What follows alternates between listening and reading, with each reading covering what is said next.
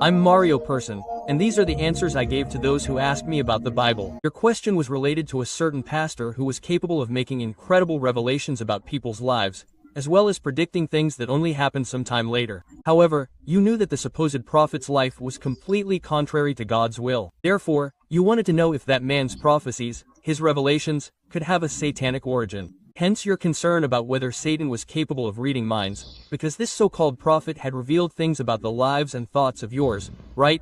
Your own thoughts that no one else could know. Well, Satan isn't omniscient, but he has thousands upon thousands of angels at his service who form a veritable network of informants, a vast Facebook. Therefore, although he can't be everywhere at once, he can have spies scattered everywhere. Satan is also an expert in human psychology, and any of us would be too if we had the opportunity to observe human beings for thousands of years. We would learn from their behavior. Therefore, the revelations mentioned could be of satanic origin, but they could also be an example of charlatanism, which people claim to be embodied by spirits of the dead and prove it by recounting details that only the spouse or someone very close to the deceased would know. Before believing the supposed medium, one should remember that demons are angels and are invisible. They are spiritual beings and are invisible. The spirit embodied in the medium may in fact be a demon with enough information about someone who has died, allowing the demon to impersonate the deceased.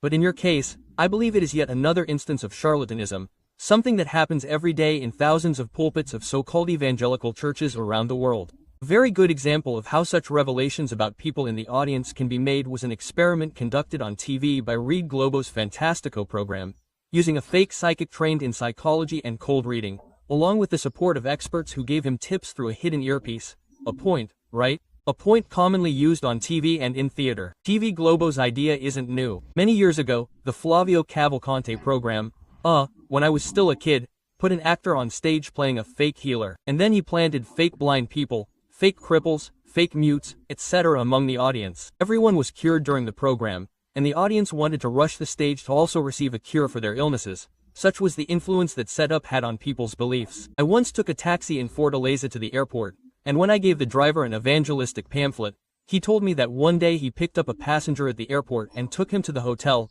where the passenger asked the driver to pick him up at night, and the taxi driver returned at the agreed time. The man left the hotel with a pair of crutches under his arm and got into the taxi. When they arrived at the address the passenger gave, the taxi driver saw it was an evangelical church, a large evangelical church found in Brazil and around the world. Taxi driver was when the passenger, who until then had shown no difficulty walking, paid the fare, opened the door, and got out on crutches, pretending to be crippled and dragging his feet on the sidewalk until he entered that so-called church. Guess what he was doing there? He was certainly going to be healed. Someone in from another city flown him in, so no one would recognize this, in quotation marks.